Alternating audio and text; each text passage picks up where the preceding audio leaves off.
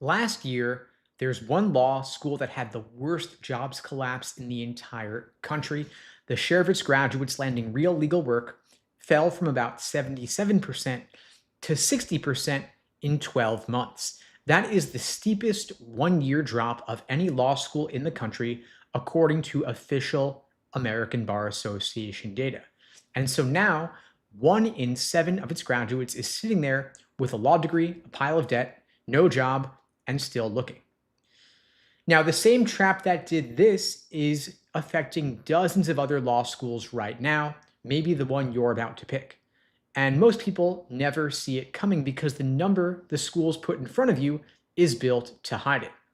Now, every year, every single accredited law school in the country has to file a report with the bar examiners that lays out exactly how many of their graduates got jobs, what kind, and in what state. And unfortunately, almost nobody reads these things because they're buried on some random website in a format that's hard to unpack. I went through all of them, and this year one stopped me cold. It was Western New England up in Springfield, Massachusetts. Now, here are the real numbers straight off the filing. The previous year, about 85 of their graduates landed full-time jobs that actually require a law license. Last year, only 50 of them. Now, the unemployment rate didn't just increase, it actually tripled from around 5% to 14%. And the class was smaller, so this is not some school that just crammed more bodies into the same number of jobs. They had fewer graduates, way fewer jobs, the worst drop in the country. And you would think a year like that, the news would show up everywhere flashing red, but it didn't. Because at the same time this law school was falling apart, the headline for law schools as a group actually went the other way. It was a record. Nationally, schools reported their highest employment rate ever, right around 88%. So there are two things both true at once. The headline rate is a percentage, and a percentage has two parts: the jobs on top, the graduates on the bottom. Now, law school classes have actually been shrinking for years, and so even when the actual count of real legal jobs drops, and last year it dropped by more than 2,000 across the country, the rate can hold or even climb up because the bottom number shrank too. Now, the same move can happen at a single school, and in this case, Western New England's class got smaller, which propped up the percentage even while the job count cratered underneath it. And it gets slipperier here because, as well, the last year, the people who write the rules quietly changed one category: the jobs a school pays for out of its own pocket. They removed that from the standard count. And so on paper, that nudged the national rate up by about a point. And so while the number on the brochure went up, things underneath it actually got worse. So the question remains, of course, why was Western New England the worst performer in the country? Now, my first theory here was simple. Massachusetts, because a lot broke in Massachusetts last year all at once, right when these graduates were out looking for work. Last spring, the governor froze hiring across the state. Whole swaths of the state payroll shut to new people over budget concerns. That same week, the private attorneys the state pays to defend people who can't afford a lawyer stopped taking new cases over pay. And so more than 1,300 people ended up in court with no lawyer. So the entire side of the legal world that runs on government money, the state agencies, the courts, the public defense work, basically all of that seized up right when the school's graduates needed jobs. And that hits this school harder than most because this school leans on those exact jobs: government, public interest, court clerkships. And in a normal year, more than 1/3 of their graduates' jobs come from that side of the law. So that was my story. That was my theory, all about the state of Massachusetts. But then I looked at the data on the other law schools in Massachusetts, and that story fell apart because Boston College and Boston University are of course, in the same state, hit by the same freeze, but their numbers went up. Now, the whole answer to this dilemma, this paradox, is reach. BC and BU don't keep their graduates in Massachusetts. They send them everywhere. BU placed 57 graduates in New York and another 15 in Washington, D.C. in a single year. BC sent more than 50 to New York. So going to big national firms, federal jobs, other states. But Western New England's graduates couldn't do that. About 63 of their graduates ended up in Massachusetts, 21 next door in Connecticut, only 5 in New York. The rest of the country doesn't really hire from this school, and so when their home state stopped hiring, there was no elsewhere to go. They were stuck fighting each other, competing over a shrinking pile of local jobs. Now, there is one school that looks like it breaks this rule, Suffolk Law, also in Massachusetts. They keep almost all their graduates in Massachusetts, even more so than Western New England do, but they came out fine. But they are one of the biggest suppliers of working lawyers in Massachusetts. The local courts, the small firms, a lot of them run on Suffolk graduates. So they can ride it out because they're first in line. Western New England is the squeezed middle. They're not national enough to go elsewhere, but not dominant enough in their home state to be safe when things get tight. So what do I want you to take from this? I know that most folks are, of course, not in Massachusetts, not affected by these schools specifically. I want you to think about when you choose a law school, what I would call the home state trap. Idea being, most law degrees are local, way more local than most people think. About 2 out of 3 law graduates across the whole country take their first job in the state where they went to school. And for a lot of schools, that's the whole point. You want to stay close to home, practice where you want to live, and pay less to do it. And concentration isn't necessarily a problem. The danger is if you're concentrated with no way out. If you're stuck in one state and you're holding a degree that can't get you hired anywhere else.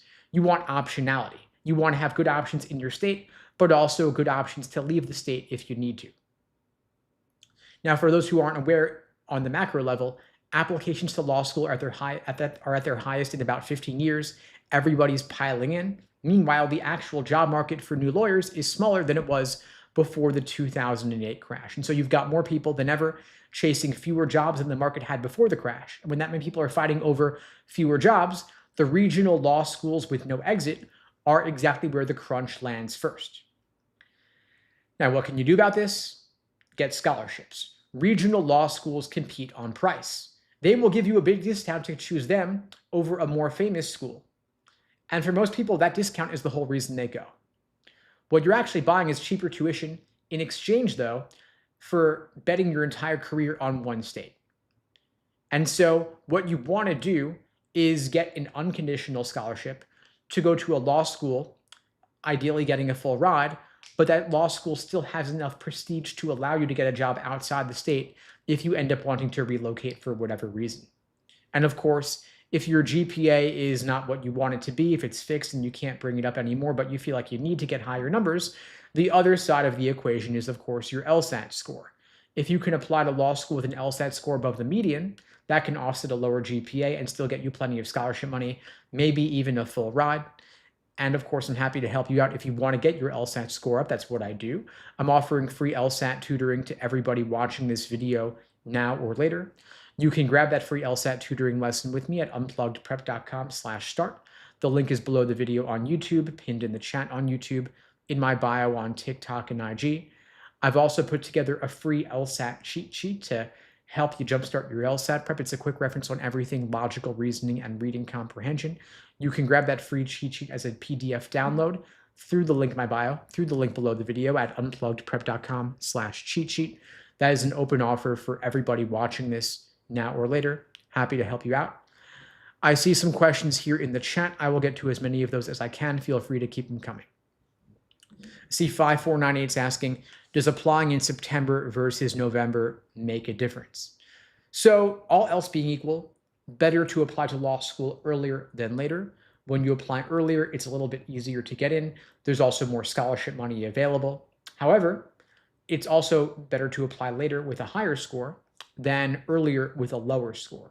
And so long story short, if you can achieve your fullest potential by August or September and apply the second applications open, that's the move. But if you need a bit more time, you need another month or two, if that would benefit you to get your score up, it's worth waiting a month or two, and November is not late. The difference between applying in September or November is pretty tiny. It's not really significant. And the reason being that law schools have no incentive to care about when you apply. They are not evaluated based on that metric. However, they are evaluated based on the highest LSAT score of their matriculating students. That is the number they report to the American Bar Association. In turn, that's where US News pulls the data from for inclusion in the ever-important US News Law School rankings, which law schools care a great deal about because that determines the prestige of the school that helps them attract more applicants for future years. And so apply with the number, focus on the number, but first and foremost beyond anything else. And if you need more time to get that number up, that's where you should delay your application to give yourself that time. Gavin asks, what LSAT score would offset a 3.1 GPA in mechanical engineering? Depends on the law school that you're targeting. What you want to look at is how below the GPA median are you with that 3.1? The more below you are on the GPA, the more above you want to be the median when it comes to your LSAT score. And of course, it's hard to get a super high GPA in mechanical engineering. I know that the curves are brutal in the STEM fields. Unfortunately, while law schools will understand the reasons for the lower GPA, the number is the number. They're not able to really make that many distinctions between applicants with different majors because, again, they're not evaluated based on that metric. The GPA is the number they report regardless of the context in which you earned it. Jaziel's asking, I'm currently a first year who has a 3.7 GPA in undergrad. What's your advice for someone who wants to go to a top 20 law school? My advice would be keep your GPA up and get it up even higher. The top 14 law schools all have GPA medians in the 3.9 range or so. And so you want to have a higher GPA than a 3.7 if you can. Of course, you're a first year, you've got plenty of time to get that GPA up. If you can get into the 3.9 range, you're going to have a much better time, a much easier time getting into top 14, top 20 law schools. Of course, the LSAT's the other side of the equation, but I'd say first and foremost, focus on the GPA. Your LSAT score, the LSAT's not going anywhere. You can circle back into it in a year or two.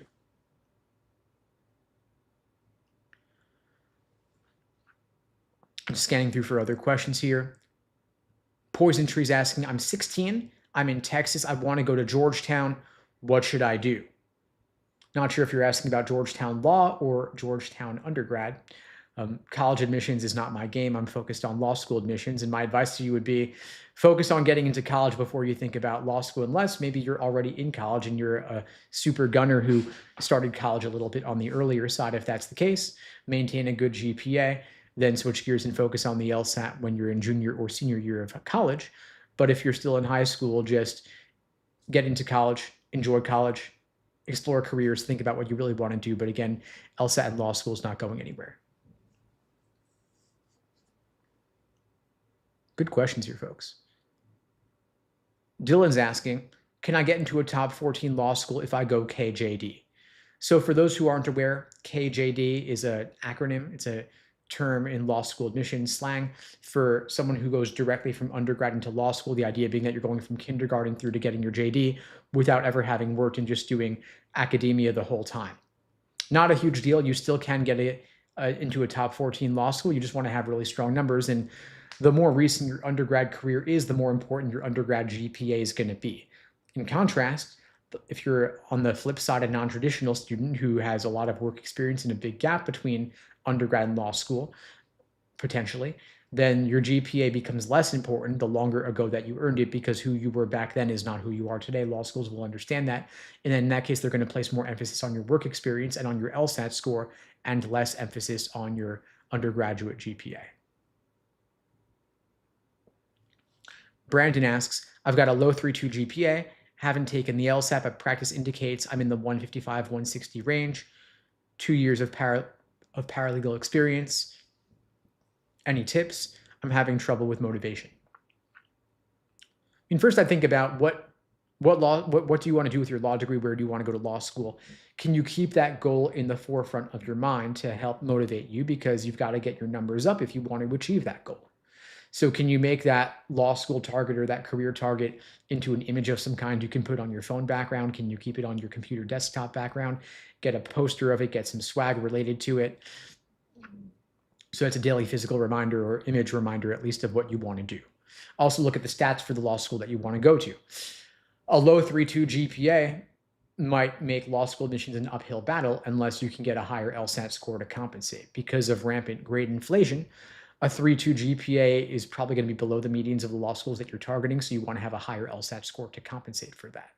And high 150s may be enough depending on the school, but chances are you might want to get even higher. So some food for thought. I'm also wondering, regarding motivation, how are you studying for the LSAT? What kind of support are you getting? Are you self-studying with textbooks and practice tests and ChatGPT? I certainly hope not. Are you getting some proper support? Are you taking a course? Are you getting coaching? Because the thing is that when you're studying on your own, it's hard to have the motivation because you don't have the structure, you don't have the accountability, and you also don't know what you don't know. But once we add some proper support into the mix, there's usually a pretty quick score boost, meaning there's going to be a lot of low-hanging fruit. And so one thing we do at LSAT Unplugged is we create for you a personalized coaching program, laying out exactly what to do every single day from now till the test. That's going to cover when to drill LSAT questions by type, when to do timed sections, when to take full-length practice tests as test day approaches. We lay it out every single day from now till the test, down to the day considering weekdays versus weekends, holidays, vacations. We look at where you're scoring, what your goal score is, what your time frame is, whatever else you have going on in life, whether it's work, school, family obligations, and then we map out a plan to get you from here to there between now and then. And so if you haven't already, open offer. If you want to book a free tutoring lesson with me, you can book it at unpluggedprep.com/start. The link is below the video, pinned in the chat, in my bio as well. I've also put together a free LSAT cheat sheet to help you jumpstart your LSAT prep. It's a quick reference on everything on the LSAT, every section, every question type, logical reasoning and reading comprehension. In logical reasoning, for example, you've got 15 different types of questions, including strengthen, weaken, flaw, parallel, resolve, and so on. There's also reading comprehension to work on. That's a whole third of the test. Then you've got pacing and time management, doing individual sections, and full-length exams to build up your endurance. And so I see folks are asking about the best way to study. It'd be working through each one of those phases. So at LSAT Unplugged, we use a framework called the LASER approach. LASER is an acronym standing for Learning, Accuracy, Sections, Exams, and Review. It's the cornerstone of my courses and my coaching programs, idea being that we want to establish a strong foundation. That's the learning phase, getting a better understanding of the proper perspective from which to view each section and each question type. Then we have A for accuracy, drilling questions by type to get the patterns down. Then we have S for doing sections, individual timed 35-minute sections to work on your pacing. Then you have E for exams and endurance, doing full-length timed practice tests. And then, of course, R for review, which should be, of course, incorporated throughout the process. The thing is that most folks don't really know how to review properly. They end up just looking at the answer key and saying, oh, I get it now. How could I have been so dumb? Then they move on and do the exact same thing all over again. And so what we want to do is we want to slow you down, make sure that you're reviewing properly, getting the full value out of your analysis, extracting a key takeaway that you can then apply to other questions of that type in the future so that you don't make that same mistake again. If you want to talk through it, book the call. We can get into it more. A lot of great questions here, just scanning through for more. Sal asks, I'm a STEM major with a 3.55 GPA, 173 LSAT with 3 years work experience. I'm targeting Fordham and NYU. Am I delusional? I don't think you're delusional. I mean, your GPA is on the lower side, but as a STEM major, that's to be expected, I suppose, for a lot of folks anyway. The 173 LSAT will do a lot to help offset that. I'd be curious to know how long you've been out of undergrad. You mentioned 3 years work experience, and so a little bit of distance since undergrad will certainly help. NYU is going to be a bit of a long shot just because of the lower GPA. Fordham's more realistic. I'm guessing you're in New York. The good news for you is that if you are looking at New York law schools, there are many, many law schools in New York beyond Fordham and NYU. I'm familiar with them being from New York myself. Also in the T6, you've got Columbia as well, of course, which again requires top numbers, but you've got plenty of lower ranked law schools as well that you might consider. And NYU and Fordham are, of course, higher up, but you've also got Cardozo, Brooklyn, St. John's, Hofstra. You then have Rutgers in Jersey as well. Many more in New York I haven't mentioned. You have a long list of schools that you can apply to, and even if you're not sure whether you'd want to go to the lower ranked ones, you could still shoot your shot there anyway to get some offers that you might be able to use for scholarship negotiation leverage. And it might sound crazy to some folks, but you could even consider retaking the 173 to get it up another 2-3 points. That would certainly help if you do want to go to top schools. But you're not delusional to shoot your shot at those schools, but I wouldn't apply to only 2. Then, of course, there's also the softs to consider as well, but think about whether you have it in you to retake for a couple more points on the LSAT.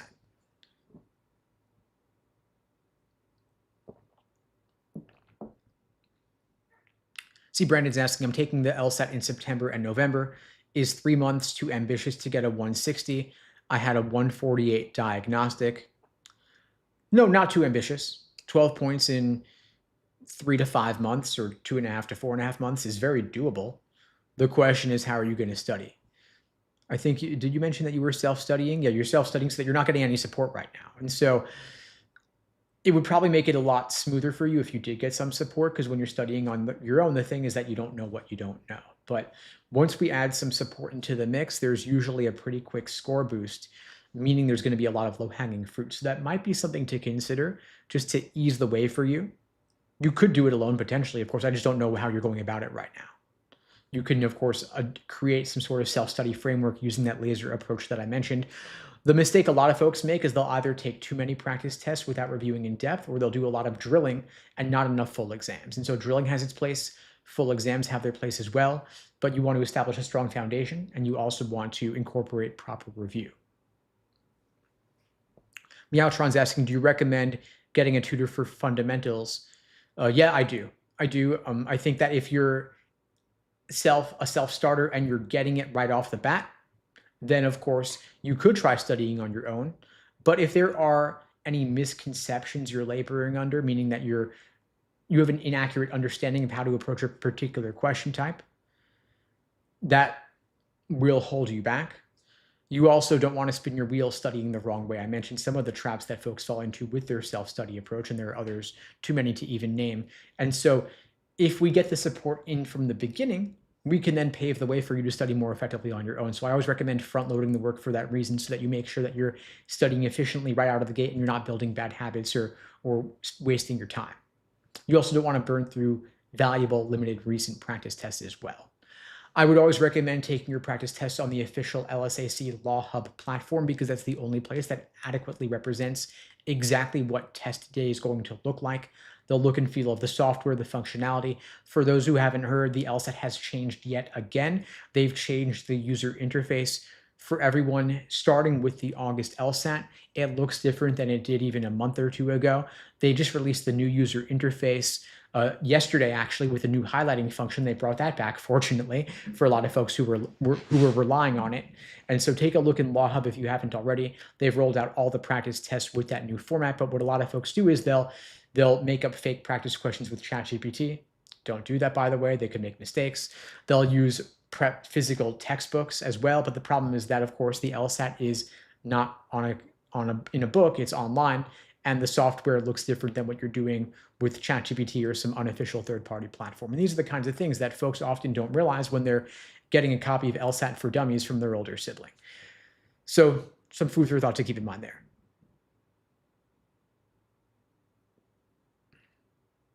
Noah is asking, I'm going to my senior year of high school and plan to do mechanical engineering on a pre-law, or do you mean or a pre-law? Is there anything I should do to prepare, or just know in advance?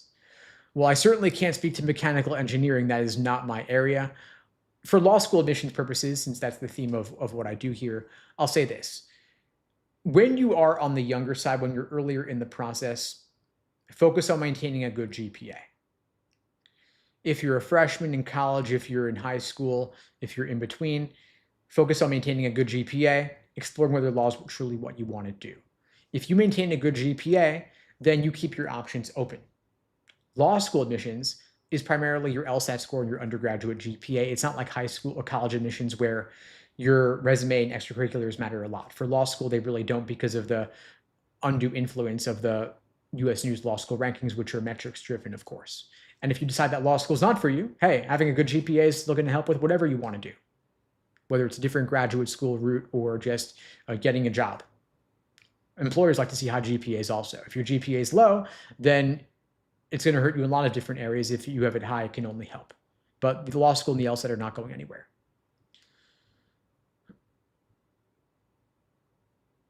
Mo's asking, 172 LSAT, 379 GPA, amazing resume. What are the odds I get into a top 14 law school? Well, the top 14 is a large range of law schools, right? I mean, their LSAT medians range from 170 to 174. Harvard and Yale being at 174 on the high end. GPA medians range in the 3.9s or so. The lowest in the GPA in the T14 is Michigan with a 3.88, just below the 3.9. But on the high end, it could be 3.99. And so it depends. Do you want to go to Stanford or Yale, or do you want to go to Michigan? Very different requirements. Of course, it's tight, but that's still a significant range there. And so I'd say you've certainly got a shot. No guarantees, of course. I don't think that you'll get into all of the T14 because the GPA is on the lower side, but you'll probably get into a couple of them, I hope. Fingers crossed for you. I would say just blanket the T14, apply to all of them, and see what happens. Amazing resume will help as well, but the numbers matter more. So highlight the amazing resume in your application essays, by the way. Get good break letters as well.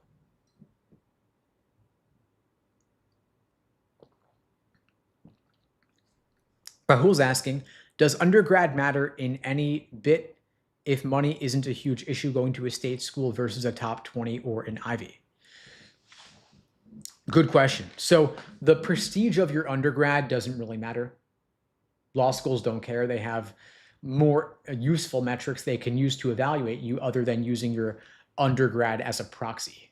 So in other words, like if you tell someone that you went to Harvard for undergrad, a lot of folks will be ooh and ah, and they'll be impressed and all that because they're using the Harvard name as a proxy for what it takes to get into Harvard, the kind of requirements you have to get into Harvard. So they'd say, okay, well, this person's really smart because they must have had a good SAT score, or they must have had a good GPA in high school or good ACT or whatever.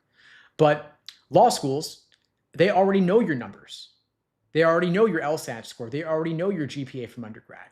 So they don't need to rely on an imperfect proxy like the prestige of your undergrad because they have the actual numbers directly. Whereas when you tell someone that you went to Harvard, they're going to assume your SAT or ACT or GPA was high, but they don't know it directly in the same way that law schools have that insight because they're getting the numbers from LSAC. So in other words, the prestige of your undergrad doesn't matter. They're just going to look at the numbers. That's what they care about. And there's the additional factor of that, the fact that law schools want to maintain high rankings in US News, which is driven by the numbers specifically. So to Rahul, to your question, if you're considering like, should I go to a state school versus an Ivy? If money wasn't an issue, like if money's no object and you're loaded, for lack of a better word, like, yeah, go to the Ivy. And the reason I would say go to the Ivy is because, again, keeping options open. Like, what if you don't want to go to law school? Having the prestige of the Ivy will help you with your employment. In contrast, if you were totally certain that law school is what you want to do, then the prudent course of action might be save your money on undergraduate tuition, keep some in the bank, go to the state school for way less money. The state schools also might be easier to get through classes wise, and then you're going to maybe have a higher GPA. Can't say yes or no on that. The Ivies actually have more grade inflation, so maybe not. But you'll at least save a lot of money and you can study harder maybe. No clear answer on this for sure, but regardless, think about how certain you are that law school is what you want to do, because I think that ultimately is the answer there. Platinum saying, it doesn't matter where you go to law school. What matters is what you put into it when you're in law. Yeah, I'm not so sure about that. I know it sounds nice to say it doesn't matter, you'll be fine no matter what. It's all about what you put into it, but I don't think that's really true. The way I look at it is, and you can tell me what you think, but law school to me is like an ROI. Like you want to get a good return on your investment. You're spending a lot of money, you're spending a lot of time, and different law schools have very different outcomes. Some law schools have much higher bar passage rates than others. Some law schools have much better employment outcomes than others. You could see the data for yourself. You can look at the American Bar Association reports. They publish a 509 data report on every single accredited law school that tells you the bar passage rates, both first-time bar passage and then two-year bar passage. Additionally, they tell you the employment outcomes, how many of their graduates are working in a job that requires a JD within 9 months or so after graduation, and those numbers vary significantly. The prestige of the law school matters as well. Employers like graduates from certain law schools more than others. Certain law schools are essentially feeder schools to go into big law or to get a clerkship. I'm talking about schools like Columbia for big law, Yale and Chicago for clerkships. In contrast, some schools don't barely put any of their graduates into those positions. A lot of employers recruit law students even as early as 1L. You're not going to get that kind of outcome at a low-ranked school. You're not going to have them recruiting you from a low-ranked school in the same way. They won't even look at your resume. If they see the first line just says, oh, I went to this low-ranked law school, they're not going to consider you. If you went to a high-ranked law school, they might. Brendan saying, I think connections matter the most when you're in law school. Connections matter a great deal. That's true. And you listen, I mean, like, you can make your own connections no matter what. I'm not saying that if you go to a lower ranked school, it's hopeless. You can certainly take your ambition and network like crazy, both in-person physical networking, and then of course, even online through platforms like LinkedIn, for example. So if you went to a lower ranked law school because you wanted to get more scholarship money, save on tuition, that might be the move. Then you just network like crazy. But if you want big law or you want clerkships, going to a higher ranked law school is going to make it a whole lot easier. Worth thinking about not just where you want to go to law school, but specifically what do you want to do with your law degree, because those will dictate very different courses of action if you want the big law or you want the clerkship versus you want to work at a local or regional law firm.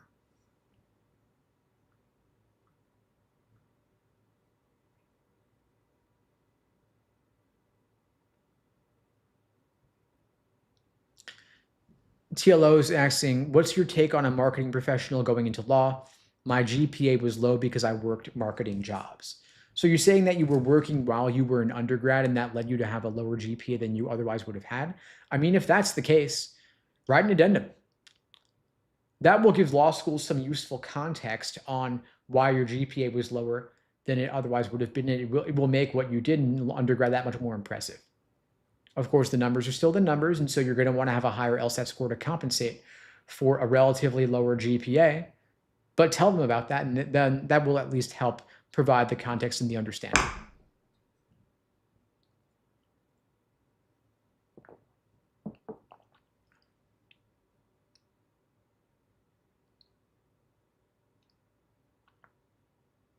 Just scanning through for other questions I might have missed previously.